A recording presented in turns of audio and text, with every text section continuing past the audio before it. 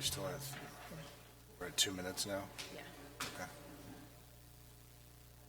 17. Janet, 17? Nope.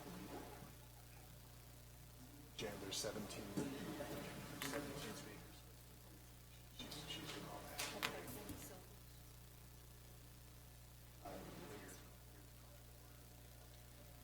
Public hearing, oh, yeah.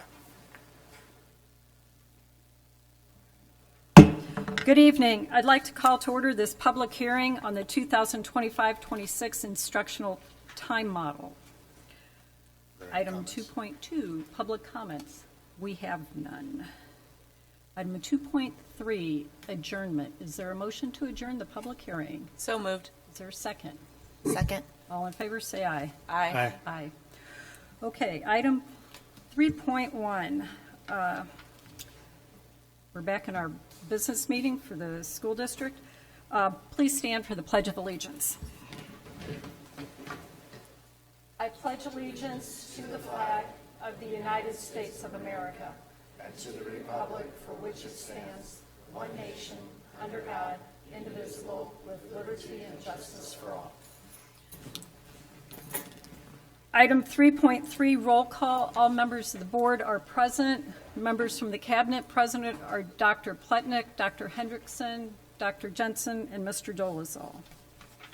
Item 3.4, formal adoption of the agenda. Is there a motion? So moved. Is there a second? Second. Is there any changes? Okay, all in favor, say aye. Aye. All right, 3.5, President's Report. Well, since it was summer, there wasn't a whole lot going on, but I did have the opportunity last week to visit Sonoran Trails and Horseshoe Trails in the first couple of days of school. We have a lot of excited students. And I would also like to say welcome back to all the teachers and staff, and a special welcome back, or welcome to Cave Creek for all of our new staff members. Teachers, staff, everybody who's new. So that's my report. 3.6, board comments. Anybody? Sure, I'll go. So attended the CCUSD welcome back to the district. It was nice kickoff. Superintendent Dolezal, great job on that one. It was great that all of us board members actually got a minute to speak to the staff. It was a great way to kick things off. Desert Willow back to school night and Horseshoe Trails back to school night. There was a lot of energy. I feel like when I go out to Horseshoe Trails, Mr. P's like Walt Disney. He's just greeting everybody. So a lot of happy faces. And it's going to be a battle for him and Owsley on bragging rights, I think, this year. Helped with a class move. One of our favorite teachers, Ms. Takawaki, got to experience moving a class. Got that memo, understand it loud and clear. Visited Transportation Department on Friday. Thank you guys for all of your work and in these challenging times. And then I had the honor of speaking at a women's luncheon and bragging about our district and the things that we're doing well in the areas that we could use some help in. So that was a good thing. Awesome. I was also able to attend the CCUSD kickoff, so it was nice to welcome staff members at that as well.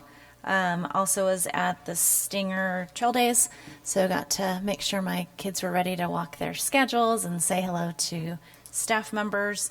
And then also just last weekend got to attend the summer show put on by Cactus Shadows of Midsummer Night. That was in the black box for Cactus Shadows with the new theater teacher. So ready for a new year. That's it for me.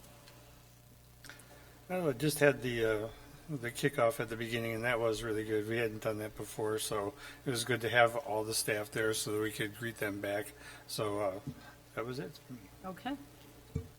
Yes, also attended that kickoff, and it was great. It was kind of fun. It was like watching back to school for the teachers. It was great watching everybody and their camaraderie and talking and coming in excited and all of that. And I thought it was great to watch Kiwanis. I really, I think all of us love and admire and appreciate what they do in our district, but it was really heartwarming to watch them give a gift certificate to each teacher and to acknowledge the fact that, we all know the elephant in the room in our district in terms of getting a bond or override or any of that passed, but it was just nice to see a group come together and say, look, you know, we know and we appreciate all of you and we appreciate what you're doing for our kids, and to have them hand out those gift certificates. So I thought that was really cool. And again, just really acknowledging the transportation department. I cannot imagine what it's like to try to route buses, kids, deal with all the stuff that we have going on. So I just wanted to say a very heartfelt thank you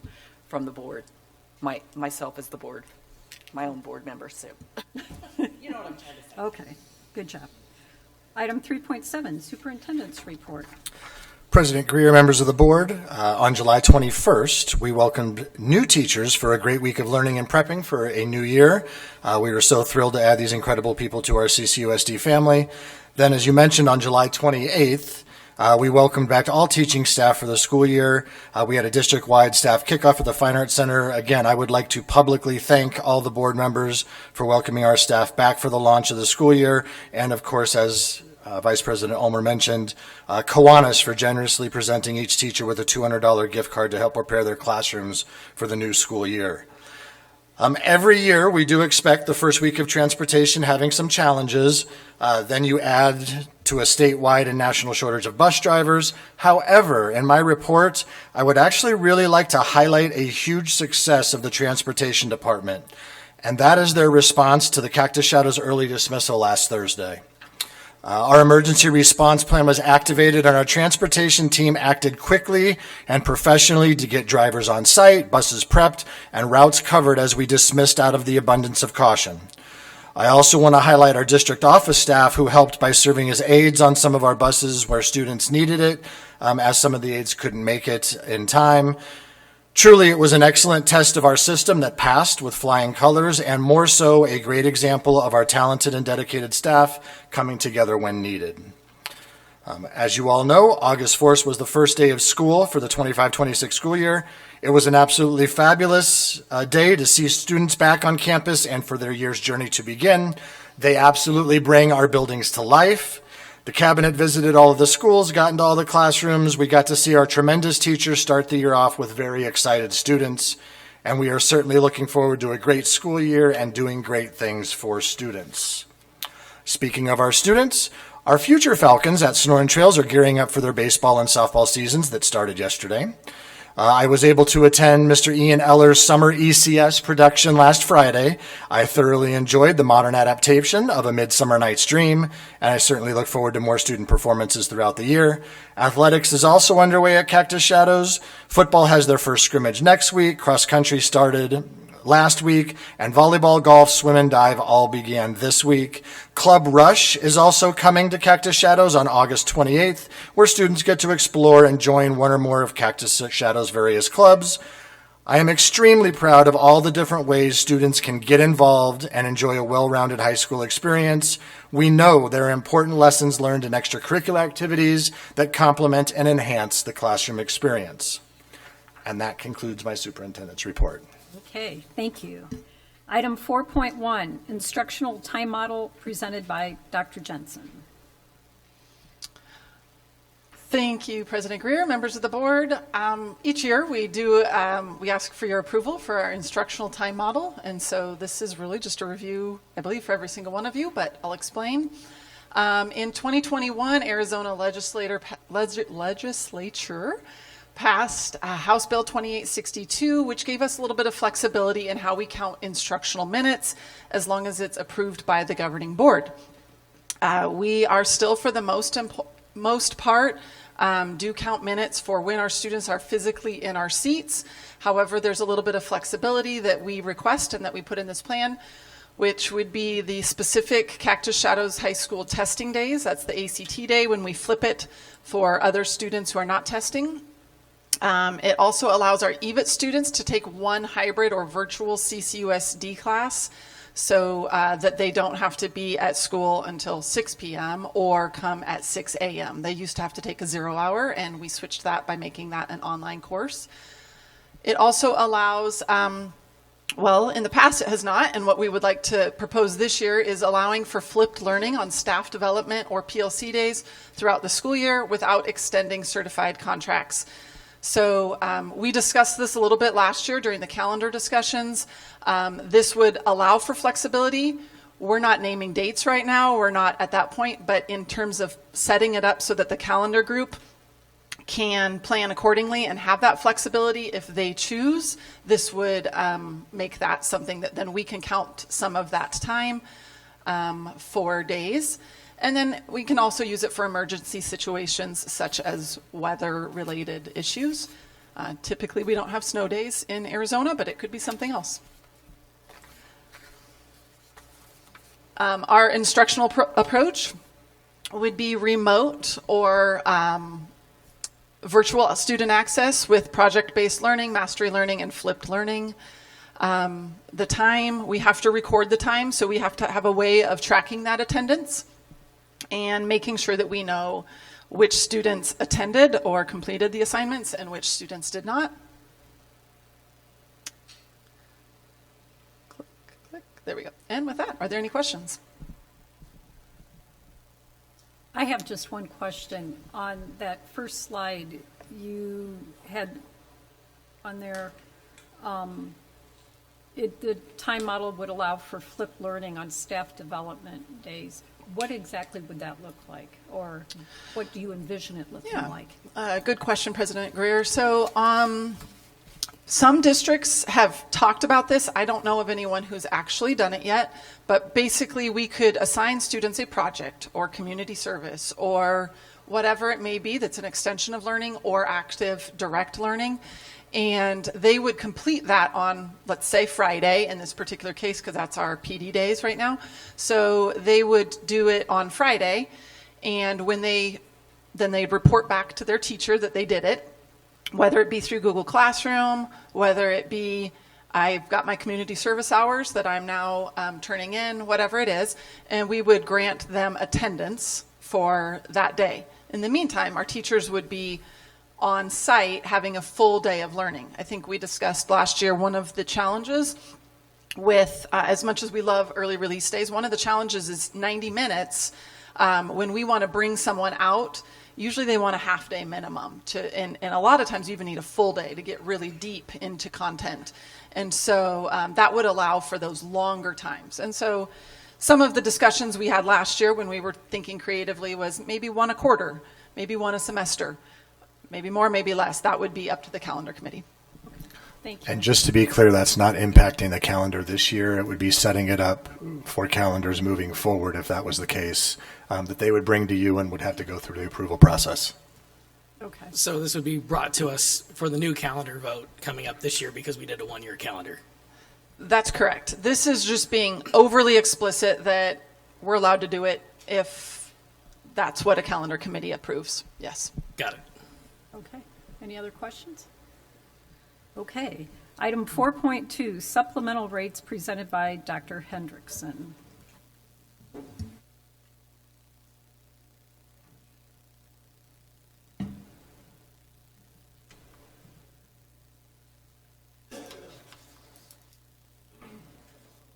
Good evening, President Greer, members of the board. Thank you for the opportunity to kind of give you an update and an overview of some changes that we made a few years ago to our supplemental rates for clubs and coaching.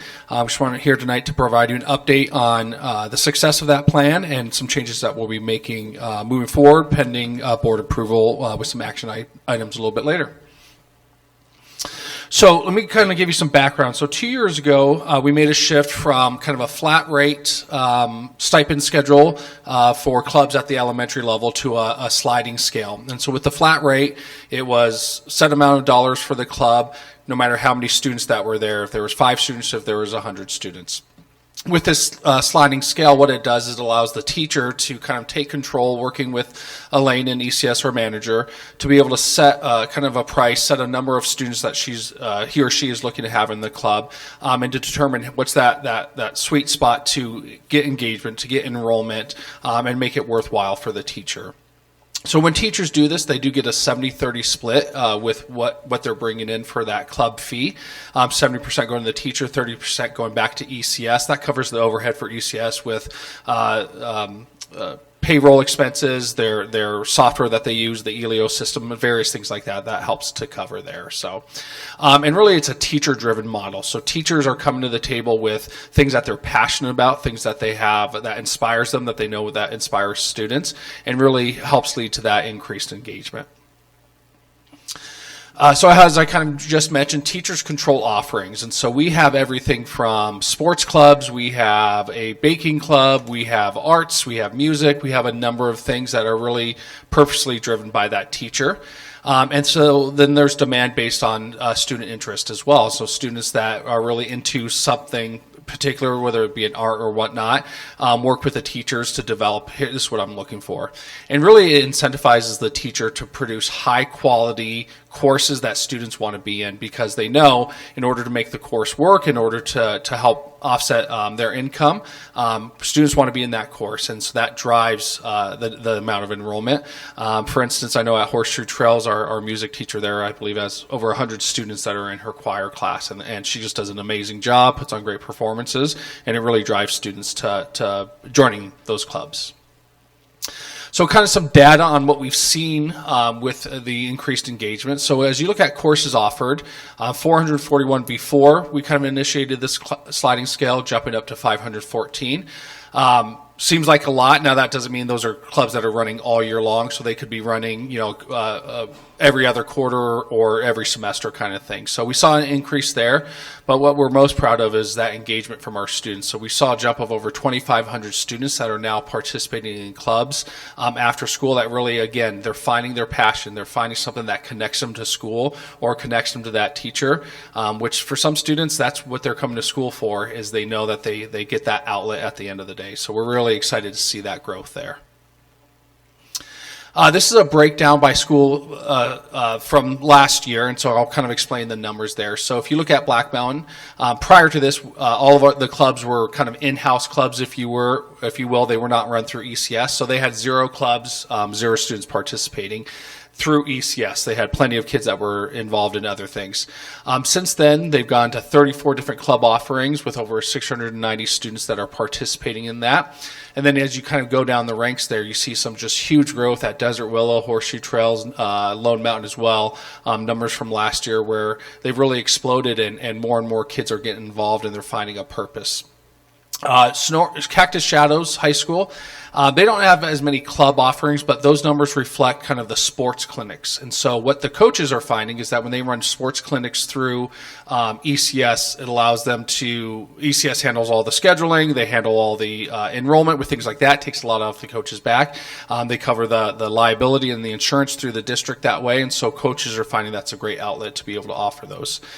Snoring Trails is where we're looking to expand this year. They've been on that standardized schedule for the past few years, and based off teacher interest and teacher input, wanting to be able to start offering various clubs at the junior high level, especially with our 6th graders moving up. I'm very interested in finding ways that they can participate in activities after school.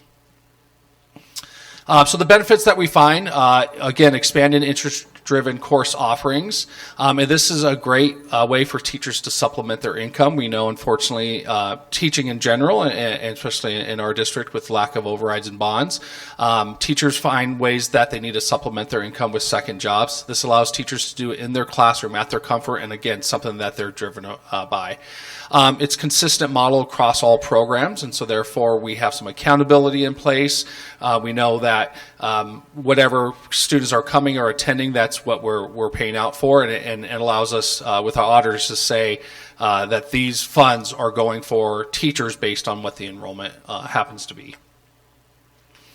Although we do have many of our clubs running through ECS, we still will maintain some non-ECS clubs, and we call these kind of our service clubs. So every school might have, for instance, a safety patrol. They might have their NJHS, their academic Bs, things like that are not meant to be revenue streams for the school or the district or the teacher, but are meant to be service clubs that support the school the district as a whole.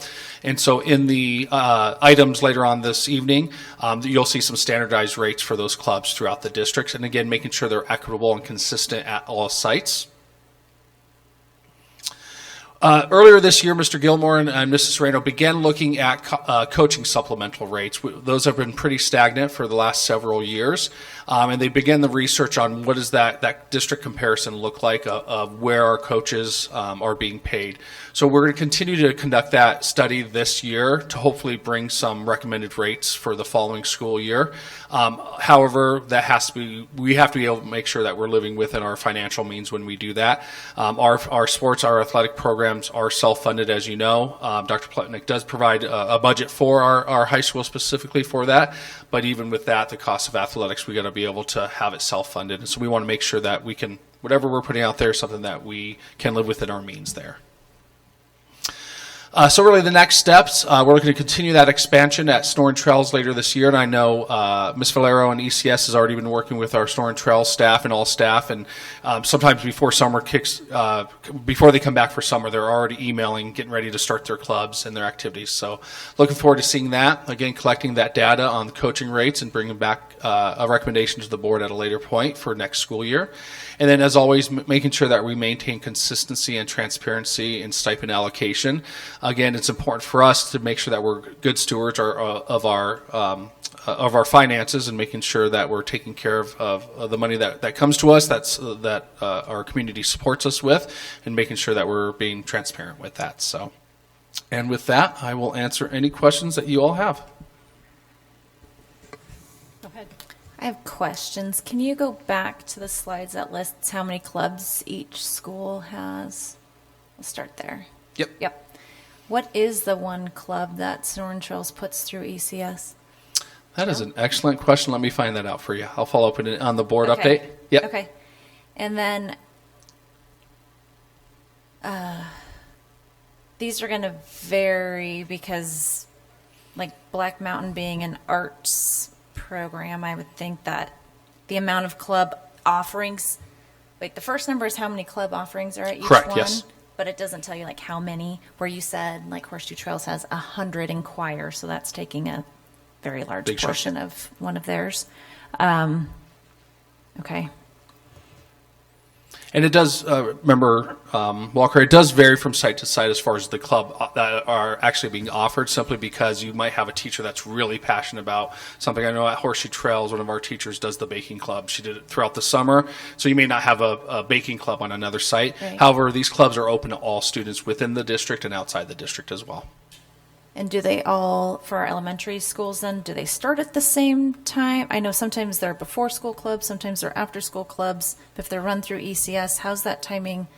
Like if I wanted to get my daughter to one of those as a parent, Yeah, I would say times aligned, but to be able to do that? I've Yeah, just I would never say the seen vast marketing around majority. that. Yeah, the vast majority are after school. And so it's just, sometimes they start within 20 minutes after school with the dismissal that needs to occur. I know as a former principal, I would have students from other sites come to us. And so we were dismissing at 3:10. Club usually was starting at 3:30. So it does give some leeway for those families to jump to another site. Okay, and then I know at like Snoring Trails and at Cactus Shadows, if you're a parent like me, you've got numerous kids, there would be a maximum of what your annual spend would be for these clubs. Going through ECS, it's a la carte though, correct? So you can have, if you have a kid that's super involved, you could be spending $1,000 per child. I think the only thing, and when we started doing this, I had a child that was involved in one thing and it was like $30, and then it jumps. And then it jumps to like $90. My only concern is where's that? We're a district trying to make sure that the teachers, have a way to make money and get student involvement. But at the end of the day, we're still public school, and I want every student to be able to participate. Where do you find that happy medium of you're still a public school? Yeah. And you want participation from everybody. You don't want cost to push them out, especially when you have multiple kids and there's not like a cap on what they can do. Absolutely, Member Walker. We definitely understand that concern. First thing I'll say is the quality, I think, of our offerings have greatly increased as a result of, again, it's the teacher's passion, and they know that they have to build something that people want to come to. Elaine, our ECS department, does work with Qantas as well to be able to provide scholarships, so they put in grants for that each year. And then just through our tax credits with the hardship scholarships, we do offer those because we do want students to find their passion to be involved with things. But you're right, it's a fine line between overtaxing our families, but also how do we support our teachers at the same time. Any other questions? So tax credit donation, can that go directly to ECS?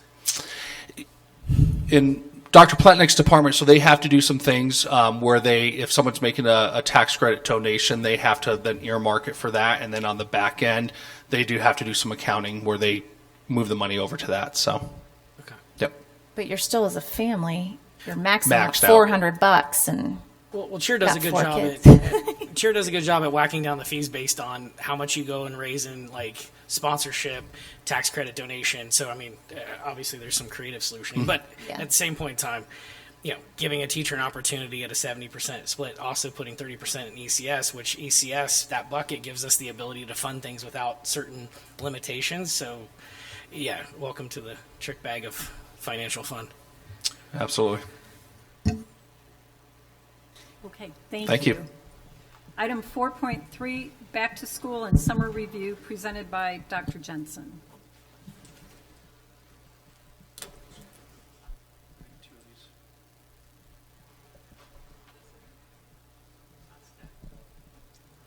We'll mess this up, didn't we? Yeah. Okay, President Greer, members of the board. This is an update of our staff development over the summer. We were very busy moving people around all summer, so some of our staff development offerings, and we're slim, were a little bit less than other summers. However, we did still engage in a lot of learning over the summer, and we really encouraged teachers to look at some of the online options offered through ADE and other approved providers. Click.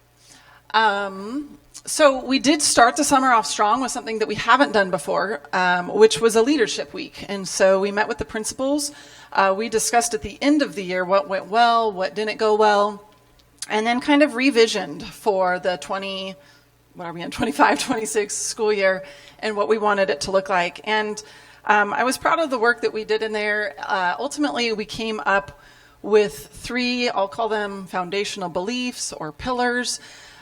Intentional collaboration. We want to continue with PLCs and teachers collaborating. We do believe that that is where we are strongest, is when we're working together, and that we can guarantee the same curriculum across all of our teachers and in our courses. The next one was community connections, which really the main thing we were looking at there was that our students, we want to play into our small town culture, and that our students know somebody. And so we're going to monitor this by asking students throughout the year, can you name 3 people who care about you at school that you saw today? And so that's how we're going to see if we're doing a good job at monitoring those community connections. One of the things I'm proud of is, our students, everybody works together, whether it's bus drivers at the beginning of the day greeting our kids, all the way to a custodian in the middle of the day, teachers, support staff, office staff. Everybody works together for that connection piece. It's not just the classroom teacher there. And then third was our academic excellence. We're very proud of graduating students who go on to excellent opportunities, whatever they may be. And we want to maintain what that Cactus Shadows diploma means. And so really continuing to pursue the academic excellence and kind of protecting the integrity of what we are here in Cave Creek. Moving on, so that was leadership. That was with the principals all brainstorming, and that's kind of what we came up with, and that's been rolled out to teachers this year.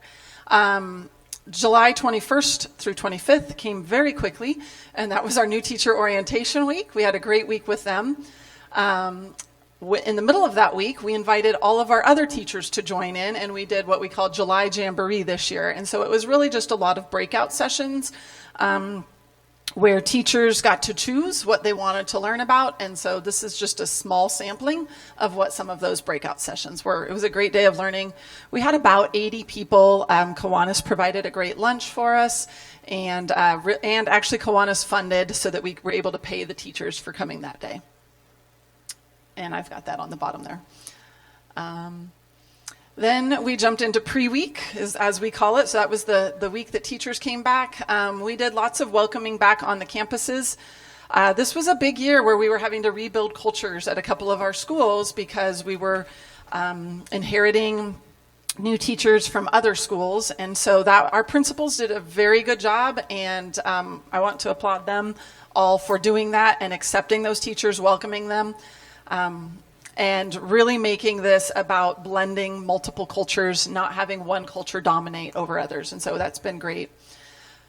You can see the rest of it. I don't need to read every little bit.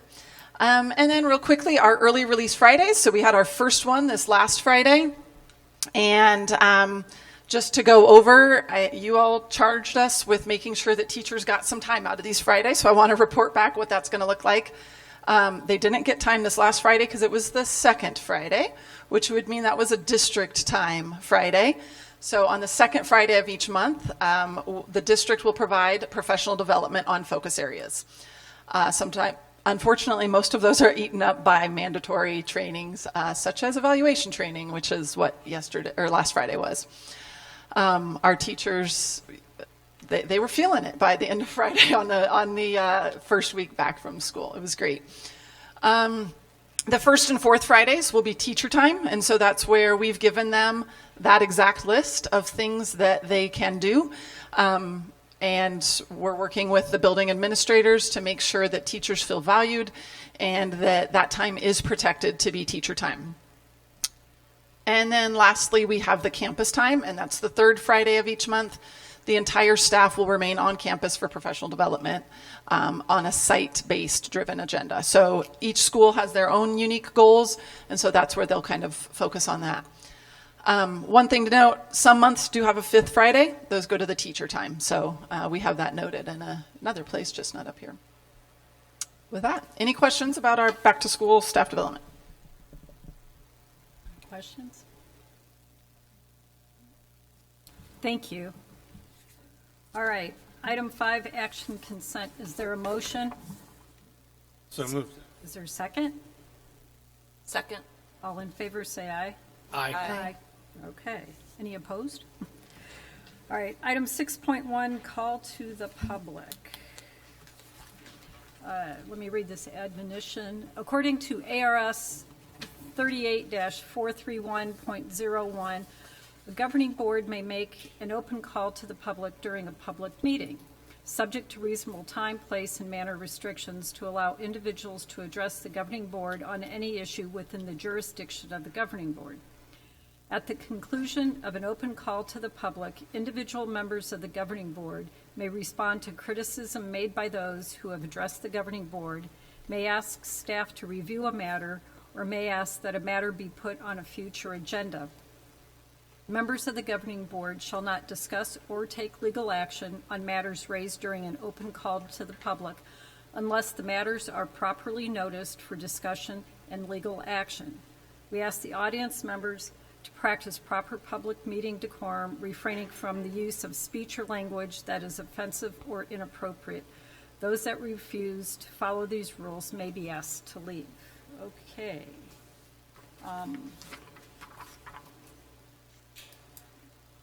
This is the whole list? Okay. As you are called up, you will have 2 minutes for your public comments. And we have several folks who have combined their time. So individuals have 2 minutes. Right? Okay. And otherwise, if you've combined your time, you have a collection of 2 minutes. And President Greer, I believe it says on there, so you can let them know Yeah, when I'll you let call them them. know. Yep, perfect. Our first public comment is from Carrie Smith, and Carrie will have 16 minutes. I won't take it all, I This past week has proven to be very challenging for transportation, and I've been here for 30 years now. I started at this district when I was 16 with my mom at Kids Club, and it's very disheartening to see things that you have loved and spent your entire life at just crumble around you. And this past week, that was a big reminder of how far we have come down. So I wrote a heartfelt letter to my community to try to explain where things went south this past week, because it broke my heart to see the parents so angry because they didn't understand where things were going wrong.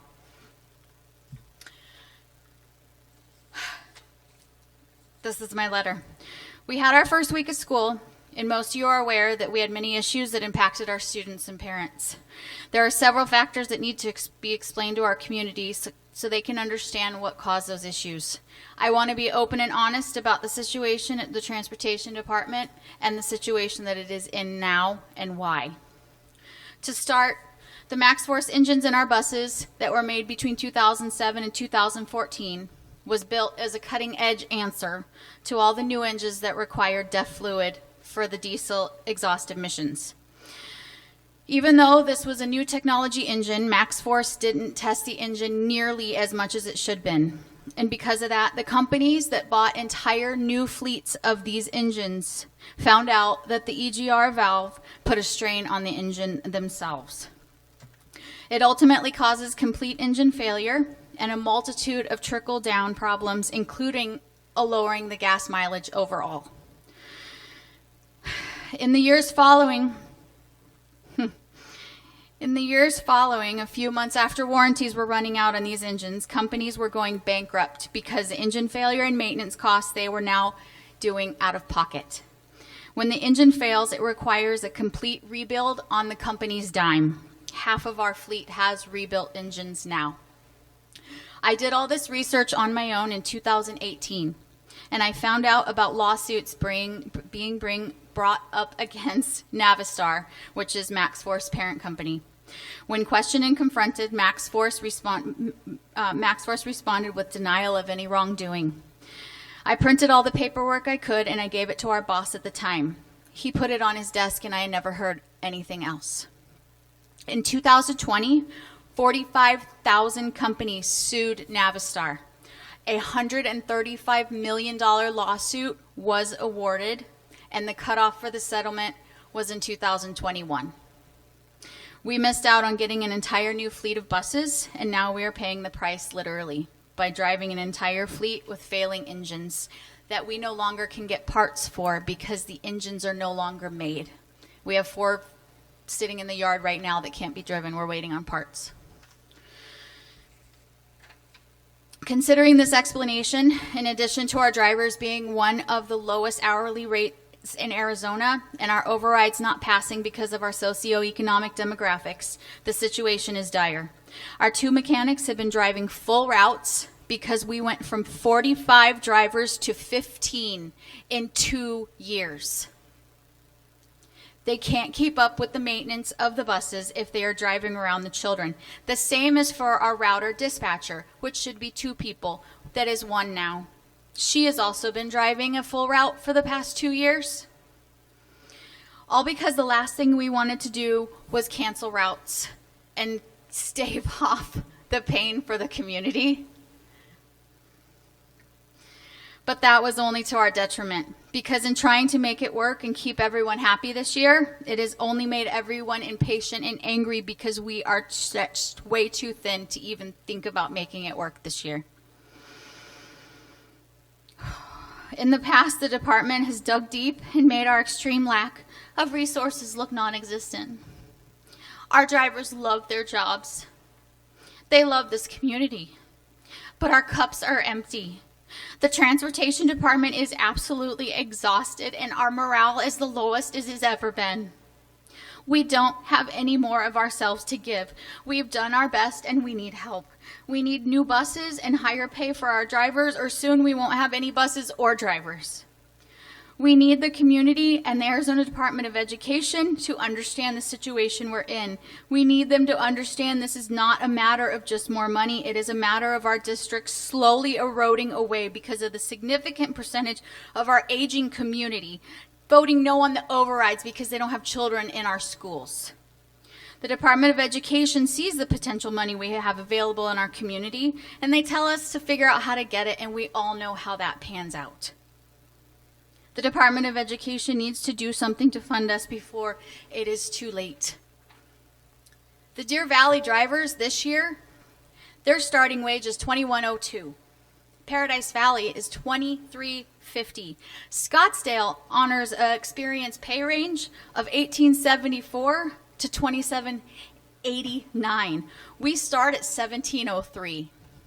And I talked to drivers today that have been there over 10 years that are only making 50 cents above that.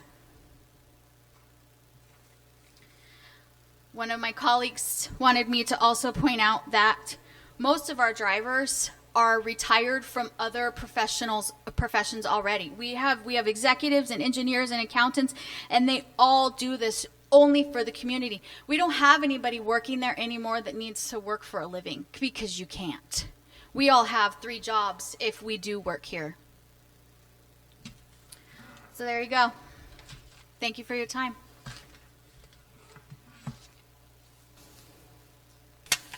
Our next public comment is from Jennifer Ori, and Jennifer will have 2 minutes.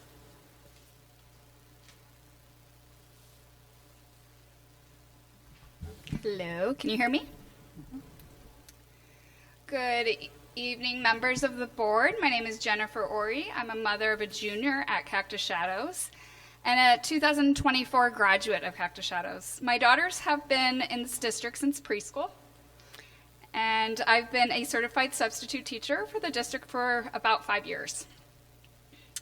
This summer, my daughter took an approved accredited online chemistry course. We signed the required form, which made no mention of an end of course exam, an EOC exam. And we received no communication that one was required. In the past, this has never been enforced for any students in any similar situation. My daughter completed all assignments, earned her grade, and met the district's core chemistry requirement. Adding new requirements after the fact undermines trust, causes unnecessary stress, and signals that agreements with families can be changed without notice. I'm asking the board to approve her core credit and honor her earned grade.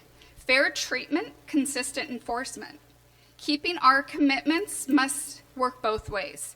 If we expect students to meet theirs, the district should meet its own. Thank you.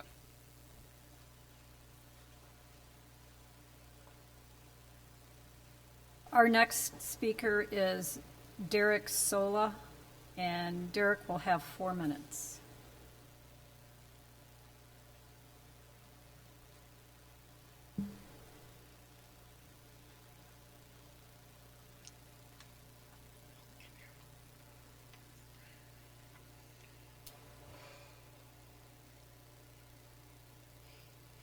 Hello, my name is Sage Sola. I am a mom to 4 children within this district, grades 8th, 10th, 11th, and 12th. We do not live in a black and white world. I understand that there are complexities to situations. However, in regard to the situation that occurred to students who attended summer school, the way that the administration went about implementing this was wrong. Deceit is defined as the act of intentionally misleading someone by concealing or misrepresenting the truth. Corruption is defined as dishonest or fraudulent conduct by those in power. I understand that these are strong words. However, I believe that they are fitting to what parents and students have experienced. Many of us grew up in a do as I say, not as I do culture. We as a society have since learned the importance of role models and modeling behavior for our youth. Some of the administrators within our district who are modeling in deceit need to go. I have taken the time to speak with both former and current staff within this district. These administrators, in reference, have created an uncomfortable and even hostile work environment for staff. There are some current and past staff members who are afraid to come forward, as history has shown that this district has provided minimal support and protection when these administrators retaliate. This includes when staff have gone to HR. This impacts parents, students, and the community. I am here to advocate for parents, students, and staff.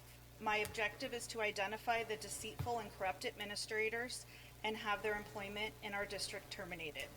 For me personally, this issue started with addressing the administration for not providing clear and appropriate notice to students and parents who attended online summer school. It then turned into children, including my own son, receiving accommodations while others did not receive any. There seemed to be no rhyme or reason, and it lacked fairness. The students were all aware this was happening. My objective has now turned into learning about the toxic work environment at Cactus Shadows staff are facing. My husband and I met with Mrs. Barella Friday afternoon. We felt optimistic about this meeting until a few hours later when we received an email from Mrs. Barella. This email consisted of Mrs. Barella rewriting the narrative of our meeting, as well as misquoting me in an absurd statement in which I never made. I now understand a piece of what the staff have expressed to me. Thank you. Our next speaker is Virginia Sierra, and Virginia will have 2 minutes.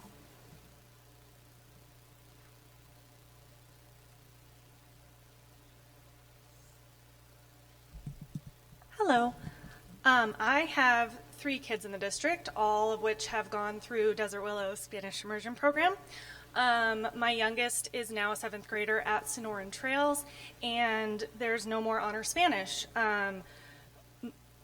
Every Spanish immersion parent that I've spoken to about this issue had no idea that honor Spanish was gone until they started school.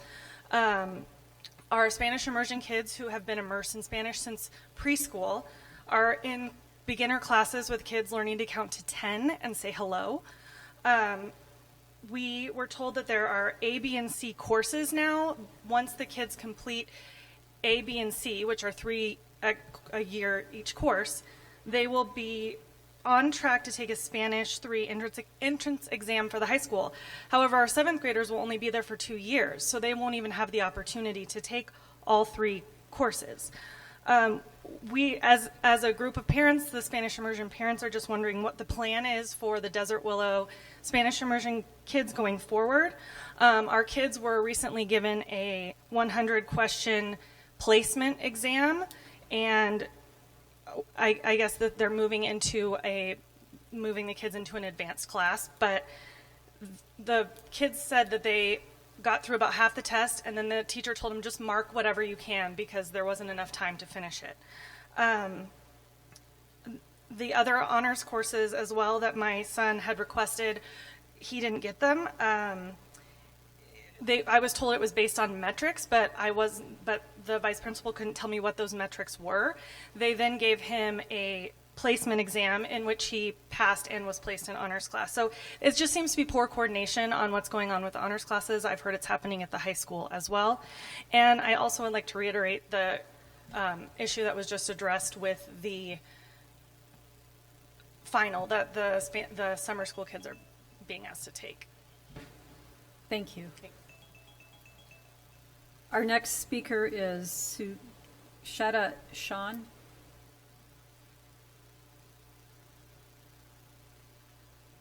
And you will have 4 minutes. Thank you. Good evening, President Greer, Vice President Ulmer, members Walker, Moore, Fortney, and Superintendent Dolezal. My name is Sucheta Shaw. I am the current co-president of Cactus Shadows PTO and vice chair on CCUF. But I come to you as a parent of a junior at Cactus Shadows High School, and I also have a graduate from 2022. I want to bring to your attention my concerns of the lack of transparency and conscious lack of communication that have led to unethical decision-making affecting our students. Students were not notified until July 24th or later that an EOC, end-of-course assessment, was required for core credit for approved, accredited courses they took per the off-campus approval form. This form had no reference to the student handbook, course guide, or taking of the EOC assessment, and it is a signed agreement between CCUSD, parents, and the student. The administration decided to enforce a policy during the summer of 2025 and chose not to communicate this until July 24th, about a week before school started. This was admitted by more than one administrator, and they admitted to the lack of communication and misinformation, but refused to honor the signed off-campus form as it was written. Policies that have never been enforced or communicated should not be implemented retroactively. We're asking the CCUSD Governing Board to do an emergency vote and honor the off-campus form as written and signed in good faith. Grant these students their grades and core credit from these accredited institutions on their transcripts without requiring the EOC assessment. Also, these students' schedules need to be adjusted immediately to reflect the completion of their core classes in question. CCUSD needs to honor the approved and signed off-campus approval form that they created.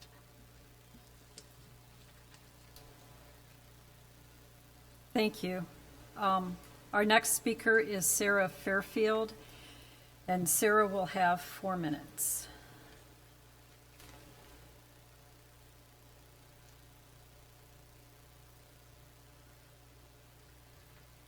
Good evening, board members and Mr. Dolezal.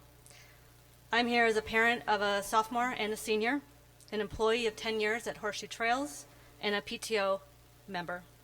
I also have concerns regarding the unethical policy change that Cactus Shadows imposed on students who took online classes this summer. What is most disappointing is the response from the principals and our district office.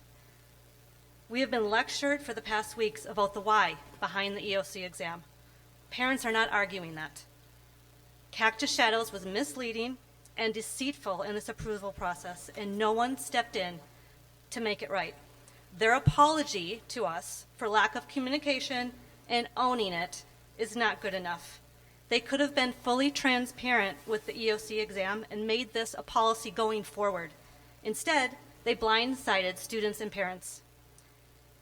Cactus Shadows can have the our way or the highway stance, but we live in different times. Parents have choices in where they send their kids to. Our enrollment is only decreasing at the high school. Issues like this don't help. Where is the respect and customer service our families deserve? We are asking the board to call for an emergency vote to accept these online course grades immediately.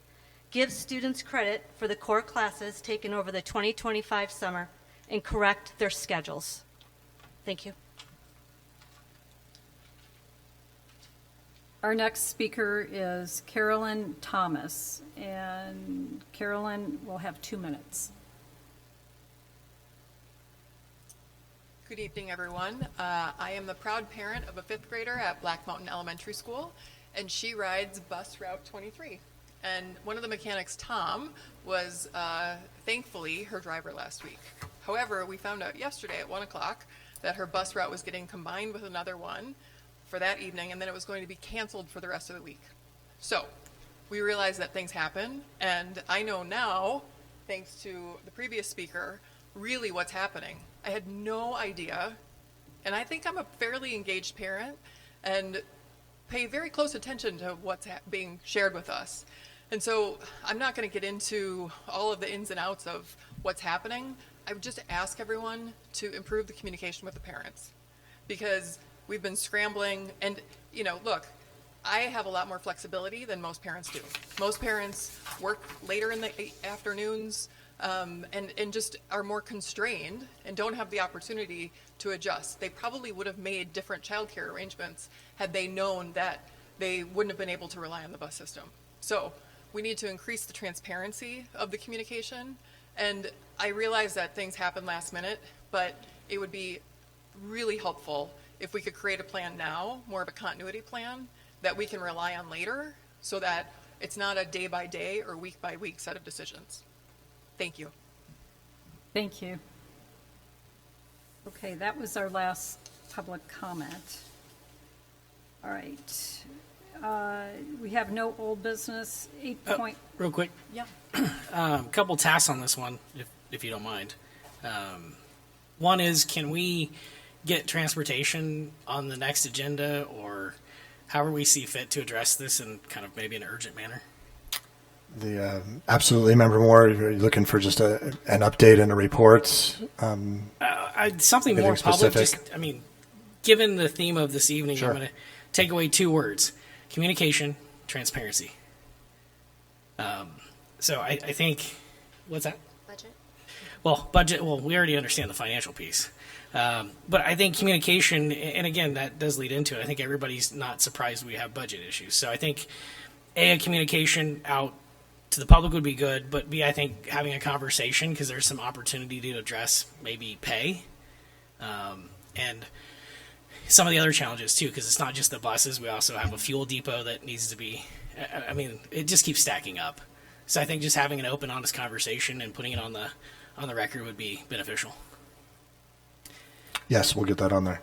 And then part 2, task you with, in regards to summer school, it would be great in the weekly update if you could possibly gather up the data on how many students took summer school, how many students are required to take a test, how many have taken the test, and has it been administered in an equal way? Because part of the things that I'm getting is that it's not all on equal stature. So if it's not, then that kind of goes against the whole premise of holding it accountable in the first place. Does that make sense? Just to make sure I've got a data on how many students in summer school, how many needed to take an EOC test, and the number of students that passed? Yeah, and completed, yes. And completed. Thank you. And then I would just like a follow-up for Spanish at Sonoran Trails, because I would think that this is also affecting the 6th graders that are there, along with the 7th graders that were in immersion, kind of what their path is. And that can be in a board update. Okay. Thank you. Anything else? One last thing, sorry. Superintendent Olzal, I think it would be good to just address communication top down, because that seems to be what's biting us the most. So just getting with the team and making sure that we have clear communication all the way through and trying to find ways to mitigate and get out in front of some of these challenges. Because I think even in regards to the bus route, some parents would be level-headed if they actually got the communication a little bit clearer, a little bit faster, a little bit sooner. Or the fact that just being honest, hey, we might have to cancel your route. I think some of that would just lead to some better outcomes. It doesn't really solve the problem, but at least we're communicating and getting out in front of it. Do you want that just like an overview of what he does? That can go in Right. our update. But I just think that we've got to get in front of this communication thing. That seems to be the crutch of all of our problems. Immigrant transportation plan and communication. Okay. Anything Thank else? you. Thank you. Okay. Now, 8.1. ASBA's proposed 2026 political agenda presented by me. At our May 13th, 2025 board meeting, the governing board voted 5-0 to reaffirm their top 5 priorities and add 1 additional priority to be considered for the ASBA 2026 political priorities. ASBA's legislative committee reviewed and discussed every submitted proposal at their meeting in June. Governing board member Jeff Fortney will attend the ASBA delegate assembly on September 6th. And this item is on the agenda tonight to discuss, approve, and provide any instructions to Mr. Fortney. So is there a motion? So moved. Is there a second? Second. All right. So I'm turning this over to you. All right. Well, not too much to say about this. We did, as President Greer mentioned, vote 5-0 to accept what ASBA was putting forth on their political priorities. And we did ask for an additional item to be added. And let me get to that. I know it's here. All right. The governing board here wanted to have included in the ASBA's agenda that we needed an increase in the public school tax donation, which limits is about $400, to match those allowed in private schools, which is upwards of $2,000. So I am pleased to say that ASBA heard us and that has been added to the agenda here that we will be voting on in September. So if there's anything else that you want to kind of throw my way so that we can then have it be addressed during the meeting, I'm open for hearing it. But I was really glad to see that our item was actually added. So Thank you for good job, that. guys. Oh, thank you. That's a first. Yeah, let's not bombard that. Let's just stay focused on that one topic. Anything anybody wants to add, or any special comments you want taken to the delegate meeting? No, I think the tax credit piece is a huge thing for us because that puts a lot of wind in our sails. I know Dr. Pletnick would love to see some additional tax credit donation come rolling in. So, yeah, I think that's a big move if we can get that done. Yeah, I just want to point out in here as well, one of the items on here in regards to transportation is that it does include to increase for maintenance and increase costs for CTEDs and rural schools, so transportation out to event, things like that as well. So I appreciate that they added the maintenance piece in there. Yeah, that was good. We don't have to vote on this. I think you're just voting to affirm that you're agreeing with the 5+1 Okay, so. for him to take. All in favor, say aye. Aye. Aye. Any opposed? Okay. 9.1, upcoming calendar events. Mr. Dolezal. President Greer, members of the board, just a couple of dates. Next week, August 19th, is the board capital raise committee. That's at the Cactus Shadows Lecture Hall at 5 p.m. Agenda's kind of shifted a little bit.